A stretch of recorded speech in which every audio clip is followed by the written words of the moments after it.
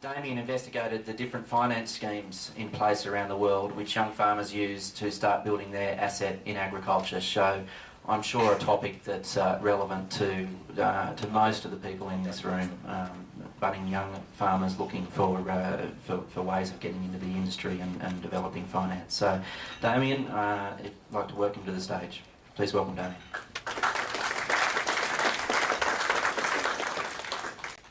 Good morning, everyone.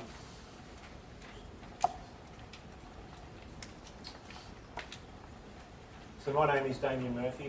I'm a young farmer, just past young farmer as I've just turned 40. So it was really interesting to me to go out and study young farmer finance schemes and how young farmers use finance to gain an asset in agriculture. I'm very fortunate to have my sponsorship funded by the Gardner Foundation, so thank you to the Gardner Foundation. So with my wife and 3 boys, we share farm for my parents at the farm at Dundalk North. We milk 270 cows on 100 hectares, and we've been doing that for 12 years now since coming back. Over that time, we've used finance fairly extensively, and different amounts of finance, and finance different assets to increase our net worth to the point where now we can actually buy the farm.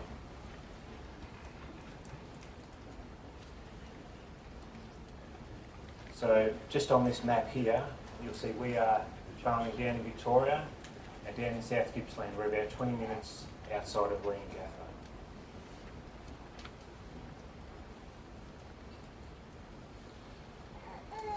So the objective of my study topic was to investigate young farmer finance schemes around the world, identify the best finance programs, the tax incentives that can go along with them, and options for young farmers. The aim was then to formulate a program that would work throughout Australia. At the minute, we've only got a young farmer finance scheme in Victoria and Queensland, and I believe there's a need for one Australia-wide. My next point is to instigate actions. Over my time of researching the subject, there's plenty to read about it, there's lots of papers on it, but I haven't seen much action on the processes yet. And the final point is my true belief that if you give young farmers options and opportunities, they will do amazing things.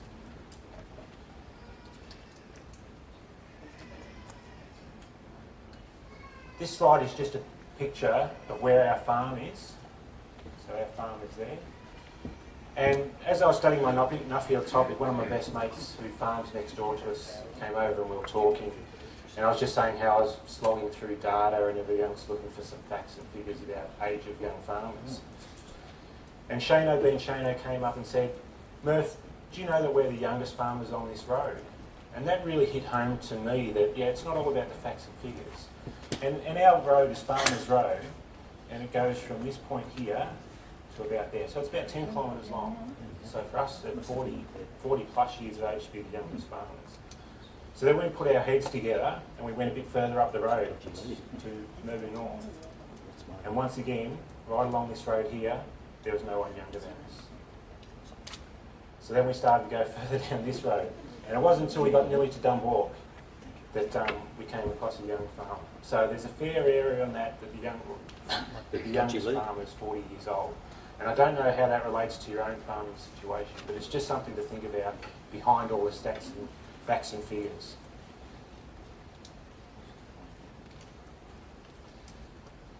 So with my study topic, the easiest thing to think when you approach the young farmer finance scheme that it's just there to assist young farmers, which there's nothing further from the truth. A well planned out, well thought, well executed young farmer finance scheme will assist the whole industry. And I say that because as you can see from this graph up there, the percentage of farmers that we've got above that 55-year age group is fairly high. And if you look at even above the 65 years of age, the farmers in that age group are going to have a huge amount of agricultural assets. They're going to have to be transferred at some stage. Whether they like it or not, whether it's retirement or passing on or selling the farm. And we have to be prepared that in the future, farmers down in this area have to have the financial capability and skills and knowledge to actually take over that asset. The other thing I'd like to bring up at the minute is this average age of farmers. It's a bit of a bugbear of mine. It's a very general term and it doesn't really tell the whole story. And I say that because even though over here we're seeing a decline, a predicted decline in the average age of farmers, it's there. The only reason is because they're expecting farmers in this age group and above to retire or pass or things like that. It doesn't say anything about these farmers down here more coming in as young or beginning farmers. So I'd like to propose that the average age of farmers is sparingly used term, or it's actually backed up by a ratio. And the ratio I would like to use is one that I found in Europe. And the ratio is percentage of farmers under 35 years of age compared to your farmers above 55 years of age. You divide the two and you come up with a ratio. So you can actually see whether you're making an impact on the top end and the bottom end of that age structure that we spoke about before. And I think that's a much more accurate figure. So the concerning thing about this figure here is if you're from the UK, is this one down here. Very low figure. So it's actually saying that, I can't see there, it's 2.6% of farmers in the UK are under 35 years of age, compared to 61.7 above. So you can see that's a train coming along the tracks at a rapid rate. My idea of getting a young farmer finance scheme is being proactive about it, getting it in and, excuse me, in, working, functioning, before we hit these sorts of numbers down here. If we get to that stage, it'll be a knee-jerk reaction where there'll be money invested, and whether it works or not, whether it's rorted or not, I think we can do it better than that. With the Young Farmer Finance Scheme, I'm not indicating that all young farmers or beginning farmers should get in and buy land. What I'm after is options and opportunities where finance and tax incentives help you to get to a position of your choosing in agriculture. So please don't take it as I'm saying everyone should buy a farm. This graph is an interesting one that I found because on the top line, we're looking at the cost of land per hectare, and this is the receipts per hectare. So you can see after about 2000, the gap that a young farmer has to operate in now if they're going to buy land and make it profitable has grown considerably. The other interesting thing is the underlying part here, is the increase in this ratio is relatively similar across all agricultural zones and industries.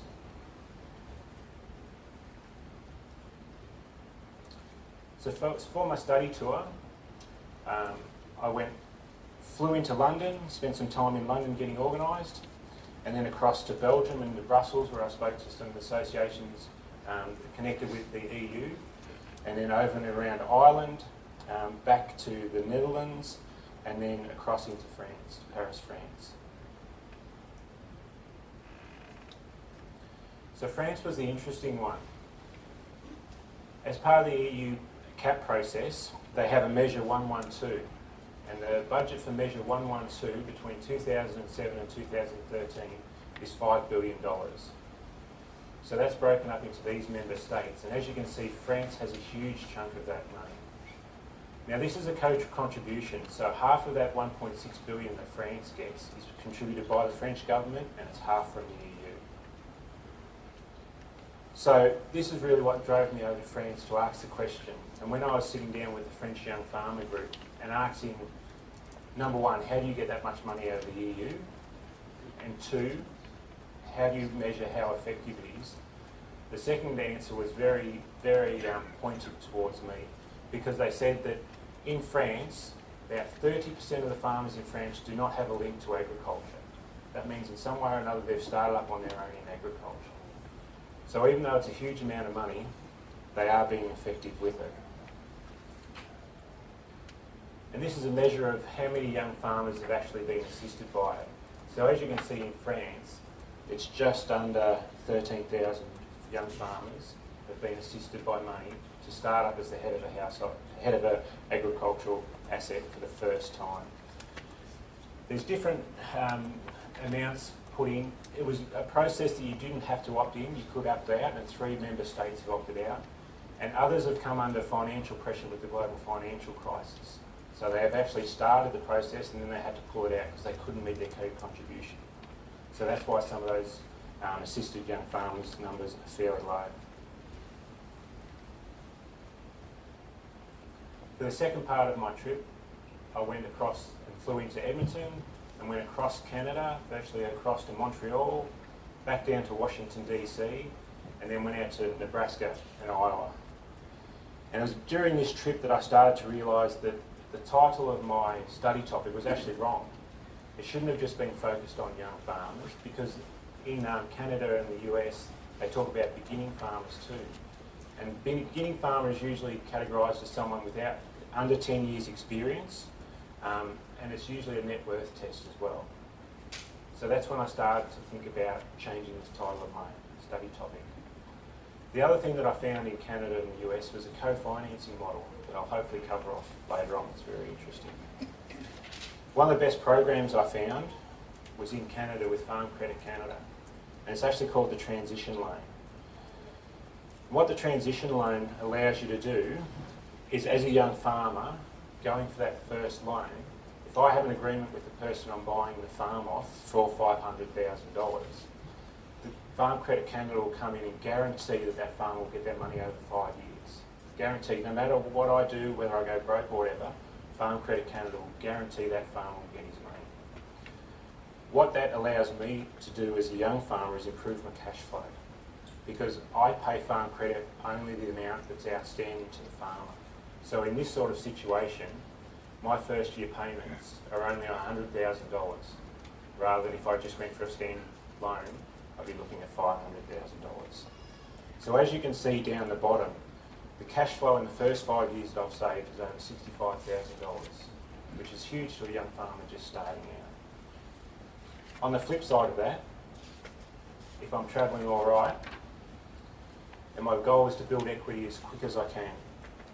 So it's the same loan amount, same loan interest rate, but once again we've got the same program with a disbursement over 5 years, equal payments.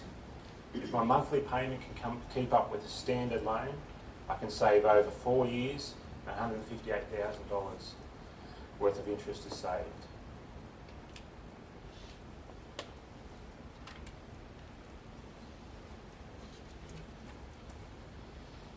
So because I was starting to get confused at this stage between what is a young farmer, what is a beginning farmer, what is a farmer that's too old, I decided just to take out the whole age equation out of it and see if I could formulate something that just focused on more on the assets that are being purchased rather than the person's age.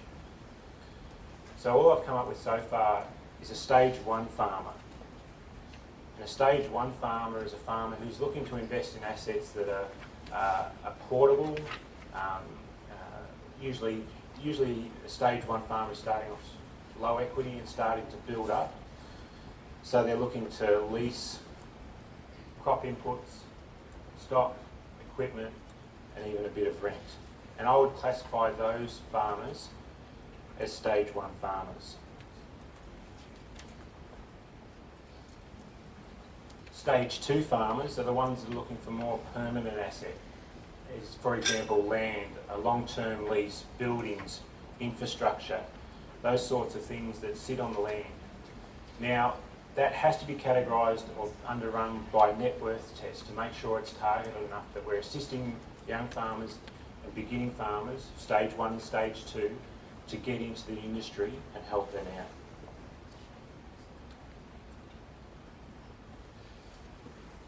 So this graphic is a rough understanding of my proposed program that I'd like to see brought into Australia.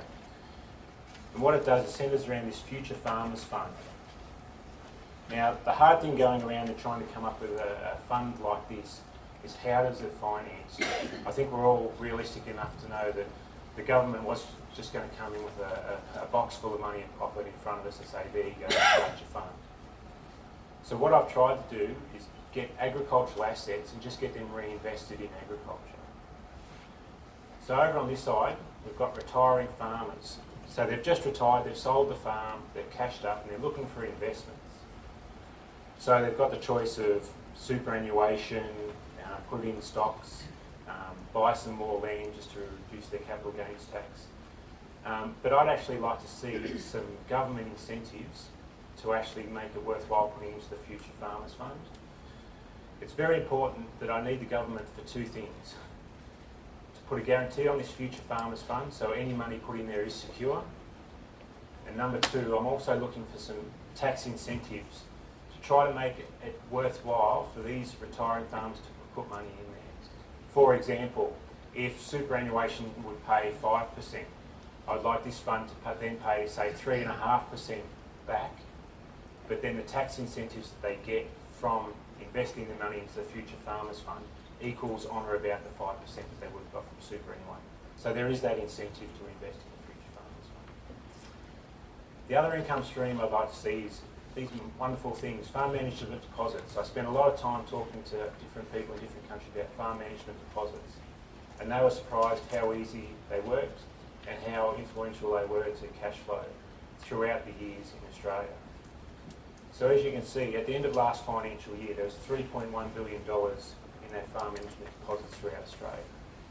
So my thoughts are that if we could change that around a little bit, so if I had, as a farmer, investing money in a farm management deposit, had a choice where that money went. So if I decided that 1%, I would like 1% of the money invested to go into this Future Farmers Fund, it could be done. And if we was just 1% out of that $31 billion, that's $31 million that would go into that fund and be fairly stable. So that covers off how it's financed, and hopefully we can get the government on board with their tax incentives and the guarantee on that Future Farmers Fund. So the next part is how it works for a young farmer, a stage 1 or stage 2 farmer. So if I'm a stage 1 farmer, I go into the bank and ask for a loan. If everything stacks up but I just don't have the equity requirements, the bank's got the option of applying to this Future Farmers Fund to gain that extra security to allow the loan to happen between the bank and the stage 1 or stage 2 farmers. Now, of course, with that, I could perceive that the bank would have first mortgage on any asset that was bought, and the Future Farmers Fund would have the second. Along those lines, I like the idea of the banks being involved, because in this sort of model, they can be the ones doing the paperwork, the legwork, they can be doing the due diligence on that young farmer, and it's not left up to the Future Farmers Fund to do that. So the Future Farmers Fund shouldn't be bogged down with too much administration. So then the bank then lends the money out to the young stage 1 or stage 2 farmers at a concessional interest rate. And once again, I'd like to see the government come in and assist the banks loaning the money to, or make it more of an incentive for the banks to lend money to young farmers by giving the banks a tax incentive on any money outstanding to young farmers to make it more attractive.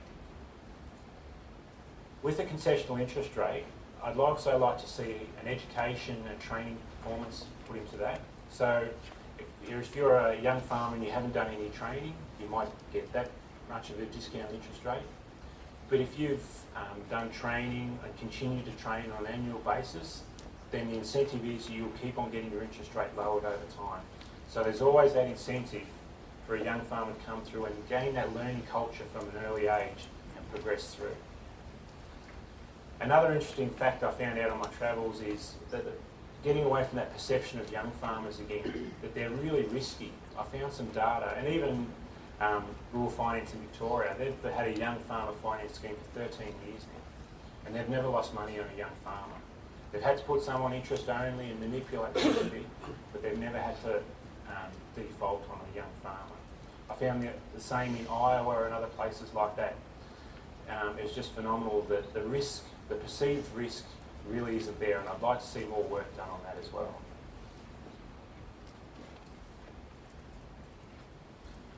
Just the other point I'd like to make too is if this is working well, it gets back to one of my first points, that there should be this natural progression through the industry. So you start off as a stage 1 or stage 2 farmer, and then you've got the options and opportunities to progress through, if you so choose, to buying a farm off a retired farmer, hopefully under a transition loan program, hopefully with a discounted interest rate to get you started in agriculture.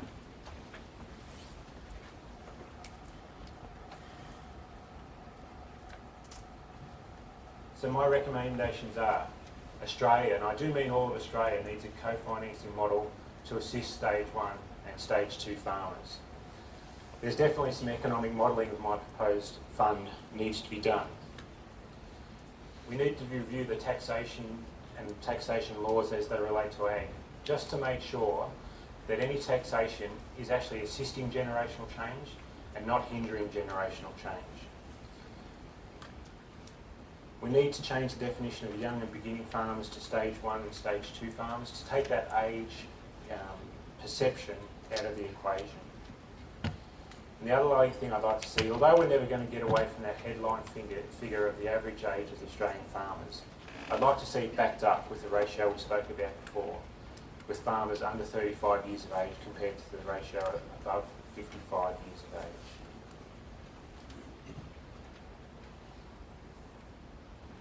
Once again, I'd just like to thank my sponsors, the Gardner Foundation, for their terrific support during my scholarship.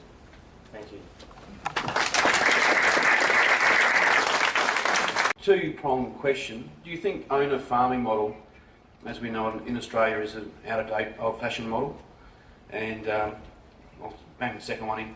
What was the difference, Australia being a young country? Just one at a time, if I can, or else I'll get confused. In certain circumstances it is, because we're fairly fortunate in Australia is we've got marginal land and we've got productive land and somewhere in between. So we still have the opportunity, I believe, even in dairy farming where I am, that a young farmer can get in at a young age and start on a fairly hilly farm and then progress through.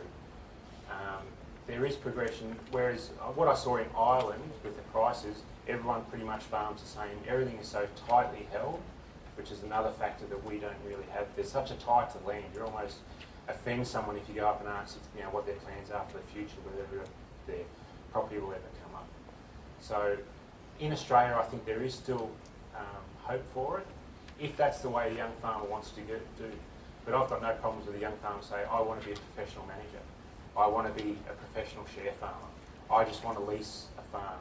I've got no problem with that. And hopefully something like this will help those farmers. Yeah, that's what's going to come next. My impression in Europe is that the land is held by non-farming people, either corporations, old families, and they then lease that out to the people who actually want to do the farming. So you've got old land, old countries like Europe and Great Britain, Ireland, where they've been farming the same land for thousands of years. You've got a younger country like America, comparatively, which is still older than us. Is there any progression from where we are, which we still, most of us know the people who cleared the land, and you guys in the eastern states are probably a few generations on from that, but in WA is very, very young, to America where they've been going for 400 or 500 years, and then is there a transition from where we are, we own it, we've cleared it, we own it, we pass it on, to America where they've held it for a couple hundred years, is that then transitioning to a corporate ownership leasing arrangement to where then you go to Europe where it's been held for thousands of years in the same families, and it's almost all held and doesn't come up for sale? No, because we don't have that tie to the land that I've seen, especially in Ireland. And one of the major factors behind that low ratio that the UK has got is exactly what you said. It's generations and generations of family that don't actually lift a shovel or milk a cow or anything like that. They just own the land. They're classified as a farm.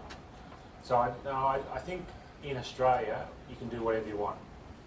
If you want to keep with a model, there's opportunities for companies to come in, there's opportunities for farmers to grow, and the farmers in that sort of above 55-year age group to use that asset that they've got to, say, set up a son or a daughter on another farm and grow it that way and start the progression through. But the main thing I'm looking at is how does someone outside of that farming family get in? And that's where I'm hoping a fund like this can assist that. So I hope I've answered your question. Brendan?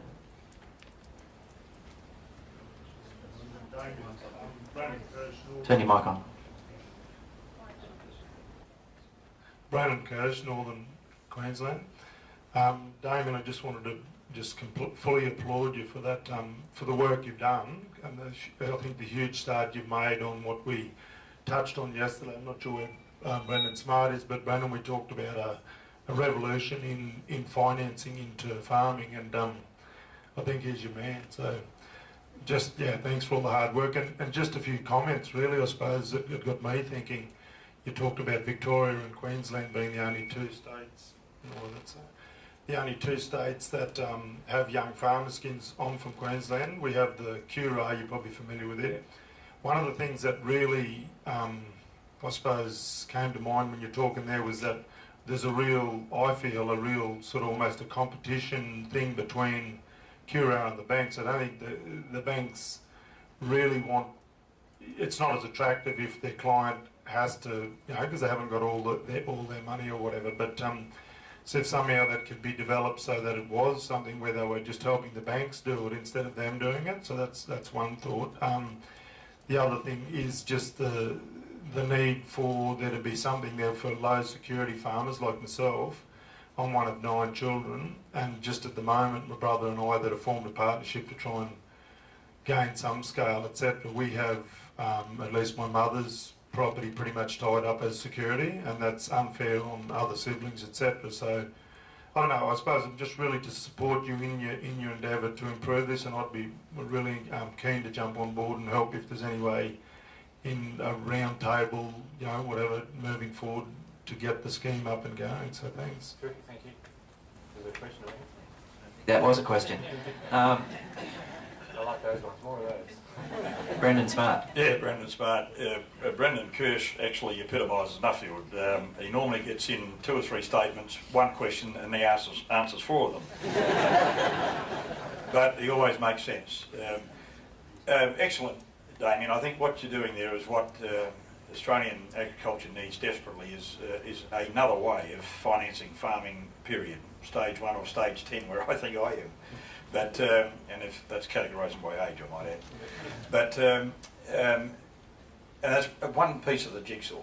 But did you look at models where instead of co-financing, co-investment and equity investment came back into agriculture where dividends were paid and not interest? I almost deliberately didn't, because by the time I started looking at my study topic, and you go from looking at finance and then you get involved in taxation, you can't look at finance without looking at taxation and how the two interact and progress through. And that was more than enough of a minefield for me to go and look at any further than that. I can see this model working in that sort of situation. If a young farmer gets up there and say he's working as a manager on a corporate farm and wants to buy into that corporation in some way as an equity partner or something like that, then they can use this funding model. I want this funding model to be as flexible as possible. The main aim is to assist young farmers make it through, not to put barriers or hoops that young farmers have to jump through, to do whatever they can to assist that progression, because the progression is going to be different for every young farmer coming through. How they want to do it, where they want to do it, and what industry they're in. So it has to be as flexible as possible, and I think we can get that if we put in more security in behind the banks, and hopefully the banks will realise that after a while too, that young farmers aren't the risk that they all make out to be as well.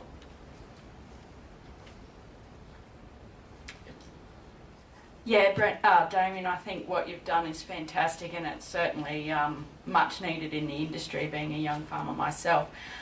Did you look at anything like vendor finance? Because I know in past years, certainly vendor finance was very fashionable, and now it's also perceived as a high risk type thing by vendors. But really, I think it's also possibly has merits in getting young farmers through, because it's not really as high risk as we think. But did you look at any of that? I did, but this transition programs, once I found that, I said, that just about takes out that vendor finance program, because I've seen vendor finance work really well, and I've seen it work really badly. When the farmer that sold the farm still has an interest and looks over the fence and puts pressure on, and the cow shouldn't be that paddy, you shouldn't be doing this, you shouldn't be doing that. And also as a young farmer coming through with the way wills and entitlements are, that if I bought a farm from an experienced farmer and they passed on, the will came through, and siblings were fighting over that asset, if they wanted their money straight up, I couldn't afford it. Whereas I think that transition program takes a lot of that uncertainty out. It's a transfer of title. Your vendor is basically back to the bank. So vendor terms are still going to go on for a long time in families and stuff like that. But I'm just thinking more of in a non-family background. I think the transition program could work really well. Joe Muscat. Damian, great job. I think this topic is something that Australian agriculture really needs to address. My question is, did you consider the succession process, like bringing the family farm through the family? So did you look at that area? I did, because that's exactly what we're going through. And whenever you do the succession planning, you have to think about what the requirements of the parents are, number one. And then how the other siblings will relate to that. And the good thing is, in a program like this, it's all set aside. Like when you talk about vendor terms, the siblings might sort of think, is Damian getting a better deal on this, or what's the ins and outs of it? Where am I getting ripped off? Whereas if you take that to the side and put it in the banking system with this transition program, it takes a little bit out of that. So the title's actually transferred at a time. The other thing it can be used for too is that progression through. So for myself buying some machinery and cows off my parents, it would have been terrific to buy the cows through a scheme like that, because it would have been that one step separated. We would have come to an agreement on the cows, gone to the bank and kept the business separate from the family situation. And I think the trouble with some succession plans is that gets overlapped, and the family and the business side of things gets a bit murky. Whereas this is, for us, in our situation, we were lucky that we've been able to keep them parallel on the same track. But yeah, once again, I've got enough troubles there looking at other people's succession plans. Damian, I'd like to finish just with one quick question. The thing that really struck me about one of the figures in your presentation was in France, where they're giving all that money in for new entrants, that 30%, I think you said, of new entrants didn't have an agricultural background. In Australia, we struggle so much with retaining people that are already in agriculture, let alone getting new entrants in. Is it as simple as just getting the money? I mean, or are there other factors? The other main factor I found was just a culture. And it is real culture that, and I've got to be careful, I've got to be politically correct here. I know with myself, I've looked at options and opportunities beyond our own farm. It's where I can progress. What would happen if the neighbours come up, if another farm come up? Should I lease another farm? If I had a really good young employee who progressed up to management standard, would I lease another farm and set him up on it, and those sorts of things.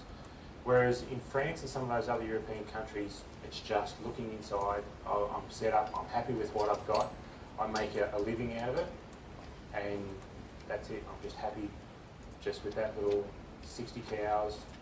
That's my life. I'm quite happy. There isn't that progression. And I think it's the culture's driven out of there hasn't been the chance to progress because land's been so tightly held for so long.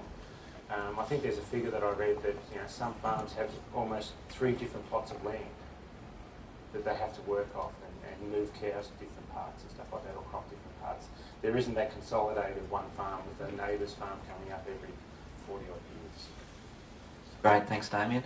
I'd like to invite Terry to do the presentation, please, if you could all thank Damian very much for his presentation.